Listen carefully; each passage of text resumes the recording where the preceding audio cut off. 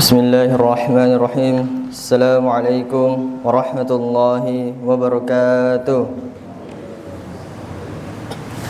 Alhamdulillahilladzi khalaqal mauta wal hayata liyabluwana ayyuna ahsanu amala.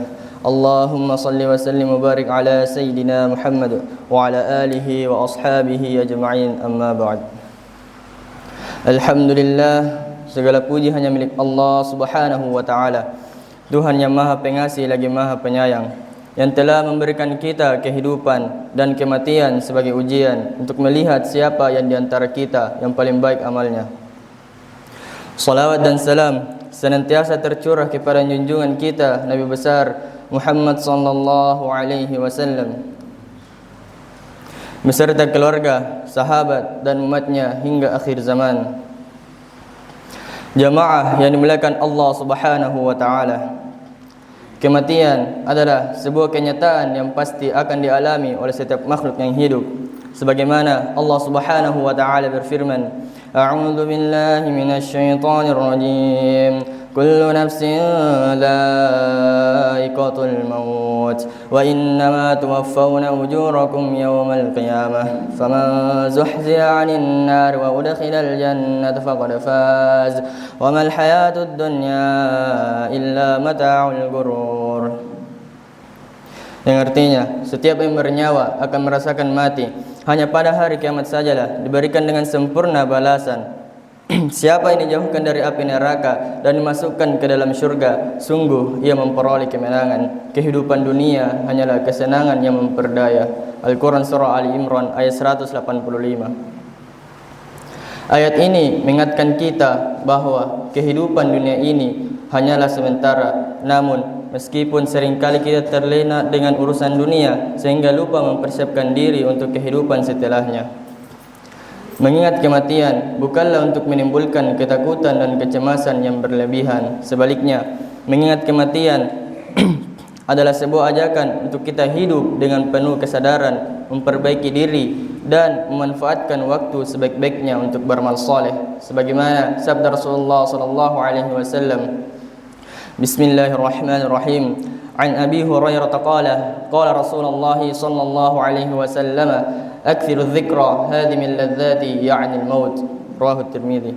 Yang artinya, dari Abu Hurairah ia berkata, dari Nabi sallallahu alaihi wasallam beliau bersabda, perbanyaklah mengingat penghancur kelezatan yaitu kematian. Hadis riwayat Imam Tirmidzi. Dengan mengingat kematian, kita diingatkan untuk tidak terjebak dalam kenikmatan dunia yang sementara. Kita diajak untuk memikirkan bekal apa yang sudah kita siapkan dalam menghadapi kehidupan yang kekal di akhirat nanti. Jamaah yang dimuliakan Allah Subhanahu wa ta'ala, setiap amal perbuatan kita akan dipertanggungjawabkan di hadapan Allah Subhanahu wa ta'ala. Oleh karena itu, mari kita manfaatkan waktu yang masih kita miliki dengan memperbanyak amal kebaikan, menjaga hubungan baik dengan sesama dan mendekatkan diri kepada Allah Subhanahu wa ta'ala. Sebagaimana sabda Rasulullah sallallahu alaihi wasallam, Bismillahirrahmanirrahim. An Shaddad bani Aus 'anil Nabi sallallahu alaihi wasallam, qala al-kayyisu man dana nafsahu wa 'amila lima ba'da al-maut wal 'ajizu man atba'a nafsahu hawaha wa tamanna 'ala Allah. Rawahu Tirmidzi. Yang artinya, dari Shaddad bin Aus dari Nabi sallallahu alaihi wasallam beliau bersabda, barang siapa orang yang cerdas adalah orang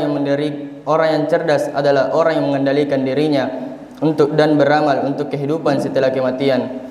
Sedangkan orang yang lemah adalah orang yang mengikuti hawa nafsunya dan berangan-angan di hadapan Allah Subhanahu wa taala. Hadis riwayat Imam Tirmidzi. Mari kita jadikan kehidupan dunia ini sebagai ladang untuk menanam amal kebaikan. Jangan biarkan waktu berlalu tanpa kita isi dengan hal-hal yang bermanfaat. Bersikaplah bijaksana dalam setiap tindakan dan jadikan akhirat sebagai tujuan utama kita. Kematian juga mengajarkan kita untuk lebih peduli terhadap sesama, mempererat silaturahim dan menghindari konflik yang tidak perlu. Ketika kita menyadari bahwa kehidupan ini singkat, kita akan lebih menghargai setiap momen bersama orang-orang yang tercinta dan lebih banyak bersyukur atas nikmat yang Allah berikan. Jamaah yang dimuliakan Allah Subhanahu wa taala.